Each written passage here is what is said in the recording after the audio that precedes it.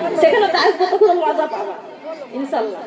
তখন ওই প্রধানমন্ত্রী যখন ইন্তেকাল হয়ে দুনিয়া থেকে চলে গেল আমার মা বোনেরা, তখনই প্রধানমন্ত্রীর জায়গাতে ফেরাউনি বসলো আর নিম্বারের জায়গাতে হামান বসলো। এবার যখন রাষ্ট্রপতি, যখন ওই যে নবী মন্ত্রী যেমন আছে, সে বড় মন্ত্রী যখন চলে গেল দুনিয়া থেকে, তখন এবার ওখানে ও হয়ে গেল সে বাদশা। তো ওই যুগে বাদশা বলতো না, ফেরাউনি বলতো। ওর নাম ছিল আসল নাম কাবুস। তো ওখানে হয়ে গেল সে মহামান্য বাদশা। কি বলেন তো, আমার সাথে বলেন, মহামান্য বাদশা। তখন বলছে মহামান্য বাদশা হলাম, তা তো আমার সাথ মিটে না, আমার একটাই আমি বড় হতে চাই। বলেন একবার নাউজুবিল্লাহ। এবার আমি ধরেন একটা ভক্তি, এখন যদি বলি আমি একটাই বড় হতে চাই, আরো বড় হতে চাই, তাহলে সেটা ঠিক না। আলহামদুলিল্লাহ, এই এত যে এইটা যে আমাকে রেখেছে, একটা ছোট ছোট করে এখানে রেখেছে, আলহামদুলিল্লাহ। এইটুক সম্মান পেয়ে যদি আল্লাহর কাছে চলে যায়, সেটুকু আলহামদুলিল্লাহ, বেশি বড় হওয়ার দরকার নেই। আমার মা বোনেরা, যখন বলছে হামানের সামনে আলোচনাটা করছে, হামান আমি আর চাইতে আরো বড় হতে চাই, আরো আমি বড় হতে চাই, তো এক চাইতে বড় আর কি হবে? তুমি তো মহামান্য বাদশা। কি তুমি মহামান্যতা বাদশা? এই মিশরে তুমি বাদশা হয়ে গেলে, তাহলে তুমি আবার এক চাইতে কি বড় হতে চাও? তখন বলছে আমি নিজেকে আল্লাহ হতে চাই। বলেন নাউজুবিল্লাহ। আমি নিজেকে কি হতে চাই? বলছে খুদা হতে চাই। তাহলে খুদা তুমি কি করে হবা? হামান বলছে ভাই তুমি খুদা কিভাবে হবা? এখানে তো শিক্ষিত মানুষ আছে নাকি? এখানে জবুর কিতাব, মানে তৌরাত কিতাবের যারা আলেম, তারা তো জানে যে আল্লাহ হচ্ছে নিরাকার, তাই না? আল্লাহ হচ্ছে গায়েবের, অদৃশ্য, আল্লাহকে দেখা যায় না। অথচ আল্লাহ পশ্চিম দিক থেকে সূর্য উদয় করে, আর পূর্ব দিক থেকে সূর্য উদয় করে পশ্চিম দিকে উস্ত করে, তাই তো, ডুবন্ত করে। তাহলে সে আল্লাহকে বাদ দিয়ে তোমাকে কি আল্লাহ বলবে? পাগল। তখন বলছে এই, তাহলে যত এখানে আলেম আছে ওদেরকে সবাইকে জবাই করে দেবে। হাদিস শরীফে বর্ণনা আছে 40,000 আলেমকে জবাই করলো ওই ফেরাউন। 40,000 আলেমকে, আলেম, মৌলবি, মাওলানা, কারি, মুফতি যাই বলেন, যারা শিক্ষিত মানুষ, তাদেরকে জবাই করলো। এই আল্লাহ অদৃশ্য গায়েবের কথাটা জানে কেউ না বলে, আমি খোদা বলে যেন সবাই মানে। আর কি করতে হবে? তখন বলছে এলান করে দাও, এলান করে দাও যে মাদ্রাসা বন্ধ হয়ে যাবে, মসজিদ বন্ধ হয়ে যাবে, পড়াশোনা, কলেজ বন্ধ, স্কুল বন্ধ, সব বন্ধ করে দিতে হবে। এগুলা বন্ধ হয়ে যাবে যখন, তখন মানুষ আর শিক্ষিত হতে পারবে না। আর যারা শিক্ষিত আছে তাদেরকে শেষ করে যাও, হত্যা করে যাও। আর যারা শিক্ষিত নাই তাদেরকে রাখো, তারা আমাকে ক্ষুধা দাবি করবে, ক্ষুধা মানবে আমাকে। তখন তার কথা মতন এলান করে দিল। কিছু মানুষ দেশ ছেড়ে চলে গেল আমার মা বোনেরা, কিছু মানুষকে কারাগারে রেখে দিল, কিছু মানুষকে কি করলো? কারাগারে রেখে দিল, কিছু মানুষকে হত্যা করে দিল। আমার মা বোনেরা, হত্যা করে দেওয়ার পরে যেগুলা মানুষ ছিল, সে মানুষগুলো এবার ভয়ে, কেউ ভয়ে ভীতু হয়ে, কেউ না জানতে সবাই তখন ওই ফেরাউনের মূর্তি তৈরি করলো। কি করলো বলেন তো? মূর্তি তৈরি করলো। মূর্তি তৈরি করে প্রত্যেকটা ঘরে ঘরে ওই মূর্তি পূজা করতে লাগলো, যে এটা আমাদের খোদা। বলেন নাউজুবিল্লাহ। আমার মা বোনেরা, এইভাবে করে করতে করতে করতে করতে হঠাৎ করে একদিন সিংহাসনে বসে আছে ফেরাউন। ফেরাউন যখন সিংহাসনে বসে আছে, তখন এবার ওই জ্যোতিষী একজন পণ্ডিত চলে এলো। জ্যোতিষী মানে গণক যাকে বলে, আমাদের ভাষায় কি বলি জানেন? আমরা গণক বলি।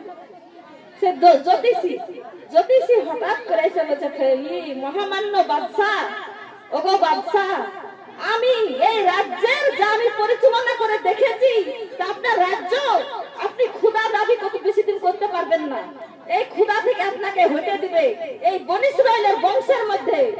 গভীর হাদিস শুনেন, গজল শুনে কোনো লাভ নাই, হাদিস শুনেন, গজল মাঝে মাঝে হবে। আমার মা বোনেরা তখন বলছে, ও জ্যোতিষী তখন বলছে, মহামান্য বাদশা, আপনার এই রাজত্ব বেশি দিন চলবে না। এই রাজত্ব থেকে আপনাকে বনী ইসরাইলের বংশ থেকে একজন শিশু দুনিয়ার জমিনে আসবে। এই বছর পরে পরে একটা শিশু জন্মগ্রহণ করবে, আর এই শিশুটা আপনার শত্রু হয়ে যাবে, আপনার দুশ্মনী করবে, আপনাকে খোদা দাবি করতে দিবে না, তার খোদার পরিচয় দিবে। সুবহানাল্লাহ বলে। সুবহানাল্লাহ। এই কথা যখন বললেন তখন আবার ওই ফেরাউন তখন ঘাবড়িয়ে গেলেন। কি গেলেন? ঘাবড়িয়ে গেলেন। ঘাবড়িয়ে যাওয়ার পরে তখন বলল, ও রে হামান, আমার অনুসারীদেরকে বলে দাও, আমার প্রজাদেরকে বলে দাও, প্রত্যেকটা বাড়িতে বাড়িতে জানে ধাত্রী রেখে দেয়। ধাত্রী মানে দায়, ধাত্রী মানে দায়। ওই দায় জানে রেখে দেয়, কোন বাড়িতে ছেলে সন্তান হয়েছে তাকে জানে জবাই করে ফেলে। যতই ছেলে সন্তান হবে মায়ের কোল থেকে টেনে নিয়ে জানে জবাই করে দেয়। কেন ছেলে সন্তান এই বছরে যতই ছেলে সন্তান হবে তার মধ্যে একজনকে যদি বেঁচে রাখা যায়, আর সেই যদি আমার শত্রুতা করে, তাহলে আমার আর আমি খোদা দাবি করতে পারবো না, আমাকে এই মহাসিংহাসন ছেড়ে দিতে হবে, আমাকে কেউ খোদা মানবে না। বুঝতে পারলেন? বাদশা মানবে কিন্তু খোদা মানবে না, খোদা হবে। নাউজুবিল্লাহ বলে। নাউজুবিল্লাহ। আমার মা বোনেরা গো, এবার তখন কি বলছে ফেরাউন যখন এইটা যখন হুকুম দিয়ে দিল গো মা বোনেরা, তখন ওই প্রত্যেকটা বাড়িতে বাড়িতে ধাত্রীরা খবর দেয় এই বাড়িতে আজকে একটা ছেলে সন্তান হলো। যখন এইটা যখন শুনতে পায় তখন ওই ফেরাউনের প্রজারা কি করে, অনুসারীরা ওই চাকু দিয়ে জবাই করে নীল নদীতে ফেলে দেয়। কার মায়ের সন্তান কে আবার দিতে চায়, কলিজার টুকরা কোলে নিয়ে বসতে পায় না, যখনই সন্তানটা হয় তখনই তার কোল থেকে কেড়ে নিয়ে তাকে জবাই করে নীল নদীতে ফেলে দেয়। ও আমার মা বোনেরা গো, এবারে তখন এবার কি করলো, ওই যে 1 বছর ধরে সন্তান গুলা সব শেষ হয়ে যায়। আল্লাহ বলছে মাকার আল্লাহ, মাকার আল্লাহ, মাকার মাকার মাকার আল্লাহু আল্লাহু খায়রুল মাকিরিন। সুবহানাল্লাহ বলে। সুবহানাল্লাহ। ওয়া মাকারা ওয়া মাকারু ওয়া মাকারাল্লাহু খায়রুল মাকিরিন। যা তুমি ফেরাউন কৌশল করছো তার চাইতে আমি বেশি কৌশল আমি আল্লাহ জানি, তোমার কৌশলে কোনো কাজ হবে না। তুমি একটা মানুষ আর আমি হচ্ছে মহান প্রভু, আমি যা কৌশল করব সেটাই ঠিক। এবার আল্লাহ বলছেন আমি ওই তোমার ঘরে আমি তোমার দুশমনকে মানুষ করাবো। সুবহানাল্লাহ বলেন। সুবহানাল্লাহ। এবার ওই ইমরান ছিল নাম, ওই ফেরাউনের ঘরে চাকরি করতেছে। ওই ইমরানের ওই বিবির পেটে সন্তান এসেছে, আল্লাহ পেটটাকে বড় করেনি, আল্লাহ জানতেই দেয়নি যে তার পেটের মধ্যে সন্তান আছে, কুদরতি ভাবে আল্লাহ রেখেছেন। সুবহানাল্লাহ বলে। সুবহানাল্লাহ। কুদরতি ভাবে রেখেছেন। সেই সন্তানটা যখন ভূমিষ্ঠ হয়ে গেল তখন এবার মা জননী আর আব্বা জান দুজন মিলে চিন্তা করে, হাই হাই এত সুন্দর সন্তান তো আমাদের বাড়িতে জন্মগ্রহণ করেছে, পূর্ণিমার চাঁদের মতো চেহারা মুসা আলাইহিস সালামের, কিন্তু এই সন্তান তো ওই ফেরাউনের দল যেটি জানতে পারে সঙ্গে সঙ্গে হত্যা করে নীল নদীতে ফেলে দিবে। কত সন্তান ফেলে দিল, আমার এই সন্তানটাকে ফেলে দিবে। ইতি সময়ে ফেরাউনের দল যখন করে হুঙ্কার দিয়ে যখন ঢুকছে, তাতে চিৎকার শুনে মা কি করলো, মা বোনেরা চুলার মধ্যে ভাতের হাঁড়ি জ্বলছিল, ভাত রান্না হয়েছিল, ভাতের হাঁড়িকে নামিয়ে রেখে ওই চুলার মধ্যে সন্তানকে ভরে দিয়ে আবার হাঁড়ি চাপিয়ে দিয়ে দাও দাও করে জ্বলছে। আল্লাহ তুমি যদি জিন্দা রাখো আমার সন্তান কোনোদিন মরতে পারে না, আল্লাহর ভরসা করে মা জননী। সুবহানাল্লাহ। মা জননী কি করলেন, আখার মধ্যে ভরে দিলেন, চুলার মধ্যে উনুনের মধ্যে ভরে দিলেন আমার মা বোনেরা। তারপরে তখন তারা বলছে এই তোমার ঘরে সন্তান ছেলে সন্তান হয়েছে শুনতে পেয়েছি, তার জন্য আমরা এসেছি, তোমার সন্তানকে দিয়ে আমরা হত্যা করব। তখন এবার ওই ইমরানের স্ত্রী বলছে, ওগো ফেরাউনের প্রজারা, আমার উনা কুনা সব জায়গা তোমরা তালাশ করো, যদি পাও তো আমার ছেলেকে হত্যা করে ফেলে দাও, আমার ঘরে ছেলে থাকলে তোমরা লেও। সুবহানাল্লাহ বলো। সুবহানাল্লাহ। দেখছে একুনা সেকুনা কোনো জায়গাতেই সন্তান পান নাই। আবার দেখছি চুলার মধ্যে দাও দাও করে আগুন জ্বলছে, আমার ভাত এখন সমানে ফুটছে, তাহলে এর মধ্যে তো ছেলে থাকার কোনো কথা নাই মা বোনেরা, আছে বলেন? এবার তারা যখন চলে গেল, সঙ্গে সঙ্গে ভাতের হাড়িকে নামিয়ে থিয়া যখন দেখছে ওই আগুনটা ফুলের মতো হয়ে গেছে, আর আগুনের মধ্যে ফুল যেমন লাড়ে ওইভাবে মুসা আলাইহিস সালাম খেলছে চুলার মধ্যে, চুলার ভিতরে খেলছে। ওই জন্য আল্লাহ বলছে, ও মাকারা ও মাকারু আল্লাহু খায়রুল মাকিরিন। তোমার কৌশল আর আমার কৌশল সমান করতে চাও, তোমার কৌশল যেখানে শেষ, আমার কৌশল চালু হয়ে গেল। আমার চাইতে তুমি বেশি কৌশল জানো না দুনিয়ার মানুষ, আমার মা বোনেরা। তাই তখন এবার মা জননী বলছে, একবার তো তারা দেখতে পারলো না এরকম করে আমি ছলে কৌশলে আমার আল্লাহ বাঁচিয়ে দিল, কিন্তু আমি কি করব? আমি সন্তানকে নাকি আমি ফেলে দিব নীল নদীতে? এমনি তো ফেলে দেওয়া যায় না, তাই না গো? লাখের মুখে তো পানি ঢুকে যাবে, এমনি তো ফেলা যায় না। চিন্তা করছে, সঙ্গে সঙ্গে দরজার বাইরে দেখতে পাচ্ছে একজন মিস্ত্রি জানে একটা বাক্স বানাচ্ছে। বলেন সুবহানাল্লাহ। সুবহানাল্লাহ। একটা মিস্ত্রি একটা যেন বাক্স বানাচ্ছে। তখন এবার বলছে, এই বাক্স কেন বানাচ্ছো তুমি? তো বলছে, আপনার ছেলের লেগে বানাচ্ছে। তো তুমি কে? তখন বলছে, আমি একটা আল্লাহ নূরের ফেরেশতা জিবরাইল আলাইহিস সালাম, আমাকে আল্লাহ পাঠিয়ে দিয়েছে, দেখেন বাক্স বানাচ্ছি, এই বাক্সের মধ্যে আপনার সন্তানকে মানে শুয়ে দেন, আর ওখানে আপনারা লক করে দেন, আর নদীতে ভাসিয়ে দেন, এটা আল্লাহর হুকুম। বলেন সুবহানাল্লাহ। সুবহানাল্লাহ। তখন এবার ইমরানের স্ত্রী মুসা আলাইহিস সালামের মা ওই বাক্সের মধ্যে সন্তানকে শুয়ে দিয়ে নীল নদীতে ভাসিয়ে দিল। বলেন সুবহানাল্লাহ। সুবহানাল্লাহ। সুবহানাল্লাহ। ভালো লাগছে হাদিসটা? বলবো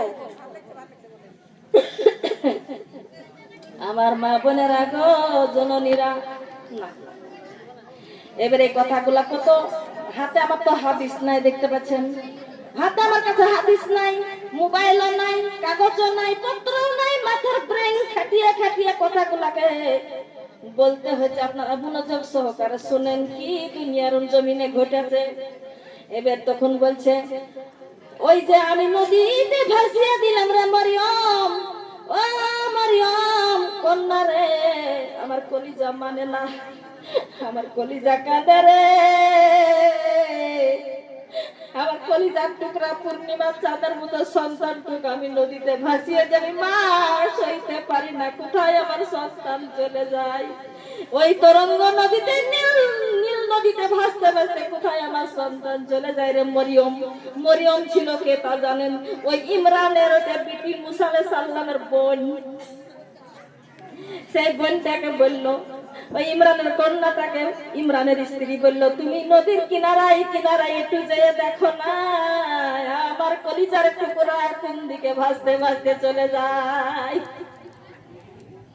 মায়ের কথা শুনে মরিয়ম তখন নদীর কিনারায় কিনারায়, পাহাড়ের ধারে ধারে, নদীর ধারে ধারে আস্তে আস্তে দেখতে পাচ্ছেন ওই বাক্সটা গো মা বোনেরা ভাসতে ভাসতে ওই ফেরাউনের বাগানের নিচে দাঁড়িয়ে গেল। যেখানে বাঘের ভয় সেখানে রাখায়,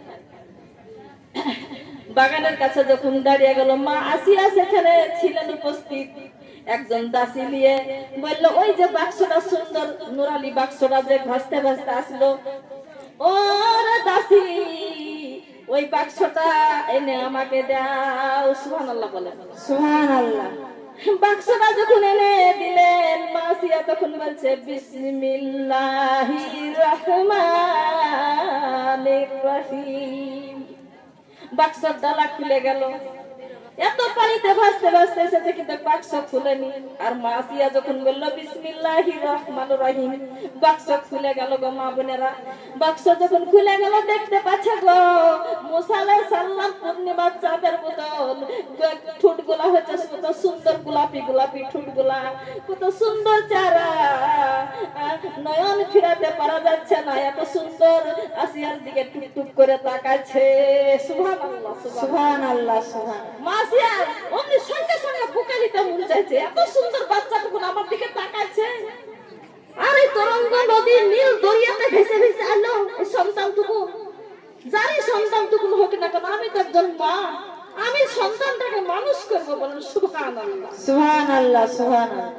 এবারে সন্তানটা যখন বুকে নিল, সারা রাজমহলের মানুষ সব এসে ভিড় লাগালো, লোকে লোকারণ হলো। তারপরে তখন কি হলো, আসিয়া বলে কিছু হয় নাই, এই বাক্সটা তরঙ্গ নীল নদী দিয়ে ভাসতে ভাসতে এসেছে, আমি বাক্সটা পাইলাম। এই বাক্সের মধ্যে একটা পূর্ণিমা চাঁদের মতন একটা বাচ্চা আছে, এই বাচ্চা আমি বুকে নিয়েছি, এই বাচ্চা আমি মানুষ করব। এবার ফেরাউন তখন এসে বলছে, ওরে বিবি তুই কি পাগল হয়ে গিয়েছিস, এটা আমার শত্রু হতে পারে, এই শত্রুকে আমি এখনই জবাই করে দিব। নাউজুবিল্লাহ বলে, নাউজুবিল্লাহ। তখন আবার আসিয়া বলছে, স্বামী গো, এত বুঝমান মানুষে আপনি কি কথা বলছেন, এত সুন্দর বাচ্চা তখন কেন আপনি জবাই করবেন? বলে এটা যদি আমার শত্রু হয়ে যায়, বনি ইসরায়েলের বংশের মধ্যে কাজে বাচ্চাটা হয়, তাহলে তো আমার শত্রু হয়ে যাবে, আমি একে এখনই হত্যা করব। তখন আবার আসিয়া বলছে, না গো স্বামী না, আপনি লক্ষ লক্ষ সন্তানকে জবাই করেছেন আগলে বছরে, ওই যে গত বছরে ওই সন্তান আজ আপনার দুশ্মনটা বেঁচে নাই, এটা হয়েছে অন্য রাজ্যের বাচ্চা। দেখতে কি পাচ্ছেন না, কোন এই রাজ্যে এরকম কার কি দেখেছেন? এই কারটা হচ্ছে জান্নাতের কার ছিল। সুবহানাল্লাহ, সুবহান। বলছে আপনার রাজ্যে এরকম কাঠ আছে, এই বাক্সটা আপনি দেখেন না, আলাদাই চেহারা, অন্য রাজ্যের বাক্স, এটা আপনার রাজ্যের সন্তান না এইটা। তখন এবার ফেরাউন আর কিছু বললো না, মেয়েরা সবই করতে পারে, মেয়েরা ধ্বংস করতে পারে, মেয়েরা গঠন করতে পারে, মেয়ের জন্য সংসার হয় আর মেয়ের জন্য আবার সংসার ধ্বংস হয়ে যায়। ঠিক কিনা বলেন? কথাটা ঠিক না? মা বোনেরা রাগ করেন না। মেয়ে যদি মেয়ে গুলো ভাত আর মেয়ে গুলো আভাত না, কি বলেছে মেয়েরাই একটা সুযোগ করে, তো মেয়ে যদি ঠিক থাকে তো সংসার উন্নতি হবে। তখন এবার বলছে, বিবি রে, সন্তান তো ধীরে ধীরে বড় হয়, সবার ময়া জাগবে, কিন্তু সন্তান আমার পরকাল আবার ক্ষতি করবে না, তো আবার ওকে ভয় লাগে। তো না না, কি বেকার কথা বলেন আপনি, এই সন্তান কি করে ক্ষতি করবে? অন্য রাজ্যের সন্তান, আগলে বছরে কত সন্তান আপনি হত্যা করলেন, এই সন্তান কি এখনো বেঁচে আছে? আপনার সব বাদ দেন, আপনার কাজ আপনি করেন, আপনি রাজমহলে চলে যান, আমার কাজ আমি করছি। তো ঠিক আছে, করো তাহলে। এবার আসিয়া বলছে একটা ধাত্রী রাখতে হবে। কেন? আগেকার যুগে কি করতো জানেন? প্রত্যেকটা বাড়িতে সন্তান মানুষ করতে পারতো না, একটা করে ধাত্রী রাখতে না, দাই মা, কি মা বলে ওটাকে, দুধ মা রাখতে, ধাত্রী রাখতে। তখন বলছে, সব হেল করে দাও, কার বুকে দুধ আছে, কার স্তনে দুধ আছে, সে দুধ খাইয়ে আমার সন্তানটাকে মানুষ করবে, আমি মা হব তার, আর সে হবে তার দুধ মা, ধাত্রী মা। তখন সবাই বলে আসছে যে এই আসিয়ার বাড়িতে যদি এই কাজটা করতে পারি, সন্তানটাকে মানুষ করে দিতে পারি, তাহলে পরে আমরা অনেক হীরা আর সোনা মুদ্রার আমরা মালিক হবো, অনেক টাকা পয়সা, সে হচ্ছে একটা রানী, সব আমাদেরকে দিবে। সবাই মিলে বাচ্চাটাকে কোলে নেয়, স্তনে দুধ খাওয়াতে যায়, কাউরে দুধে মুখ লাগাই না। বলেন সুবহানাল্লাহ, সুবহানাল্লাহ। কার স্তনে মুখ লাগায় না, যতই সুন্দরী নারী হোক, ওর স্তনে দুধের গুণ আছে, তবে দুধে মুখ লাগাই না। তখন আসিয়া চিন্তা হয়ে গেল যে এই সন্তানকে কি আমি মানুষ করতে পারবো না? আল্লাহ তুমি এত সুন্দর সন্তানটা আমার বুকে দিলে, আল্লাহ পূর্ণিমা চাঁদ ফেল, এত সুন্দর চেহারা, এই সন্তানকে আমি মানুষ করতে পারবো না। তাহলে একটা দুধ কাহিনী খাচ্ছে না, দেখুন মুখে নিচ্ছে না, আমি কি করতে পারি? ইয়া মাওলা। সঙ্গে সঙ্গে এই মুখাটা পেয়ে মরিয়ম তখন এসে বলছে, ওগো আসিয়া, আমার কাছে একটা ধাত্রী আছে, আমি কি আনতে পারি? বলেন একবার সুবহানাল্লাহ। তোমার তাহলে এসে কত মহিলা এসে তো স্তনে দুধ দিতে গেল, আমার বাচ্চা তো দুধ কাহারিরই খেলো না, তোমার ধাত্রীটাই নিয়ে এসো। নিয়ে আসলেন যখনই মুসা আলাইহিস সালামের মা ছিলেন, সেটা বলেন সুবহানাল্লাহ, সুবহানাল্লাহ। সঙ্গে সঙ্গে সন্তানকে বুকে নেওয়ার পরে সন্তান অমনি দুধ খাওয়া শুরু করে দিল। বলেন সুবহানাল্লাহ, সুবহানাল্লাহ। দুধ পান করা শুরু করে দিলেন, দুধ পান করতে আছেন। তখন আবার আসিয়া বলছে, খুব ভালো হলো মা, মা তুমি আমার বাড়িতে থাকো, তোমাকে সোনা দিব, মুদ্রা দিব, হীরা দিব, তোমাকে এই সন্তান মানুষ করার জন্য আমি মজুরি দিব, আমি তোমাকে যত রকম পোশাক খাদ্য সব দিব, মা তুমি থেকে যাও আমার বাড়িতে। সুবহানাল্লাহ বলে। সুবহানাল্লাহ। আল্লাহ তাআলা কসুরটা দেখছেন, ওর দুশমনকে ওর বাড়িতে মানুষ করবে, আর ওর বাড়ি থেকে আমার খরচাও দিবে, সোনাও দিবে, মুদ্রাও দিবে, হীরাও দিবে, পোশাকও দিবে, খাদ্যও দিবে, ওর বাড়িতে দুশমন মানুষ করবে। সুবহানাল্লাহ বলেন। আল্লাহ সুবহানাল্লাহ। আল্লাহর কসুরটা দেখেন, আল্লাহরই খেলা গো মা বোনেরা। তখন আবার বলছে ঠিক আছে তাহলে মা তুমি মানুষ করো সন্তান, সন্তান বড় হলে আমাকে মা বলবে, তোমাকে ধাত্রী মা বলবে। কিন্তু মুসা আলাইহিস সালাম তো ওটি আপন মা, তো জানছে না সেটা। এইভাবে থাকতে থাকতে আমার মা বোনেরা যখন বুঝতে শিখে হামা টানতে যখন চাই, হামা টানে যখন, তখন আরো যেন ফুটফুটা চেহারা হলো সন্তানটা, মানে দেখে মনটা ভরে যায়। সকল রাজমহলের সকলেই ওই মুসা আলাইহিস সালামকে কোলে নেয়, চুমা খায়, বুকে নেয়, মল্লিতেই জানে মজা লাগে। আর আলাদা একটা চেহারা, একটা ছেলে যখন হাসতে শিখবে, মুচকি মুচকি হাসবে, তাকাবে, তখন দেখবেন সবাইকে নিতে মন যাবে, নিতে মন যাবে না সন্তানটাকে। এবার ফেরাও না করে নিয়ে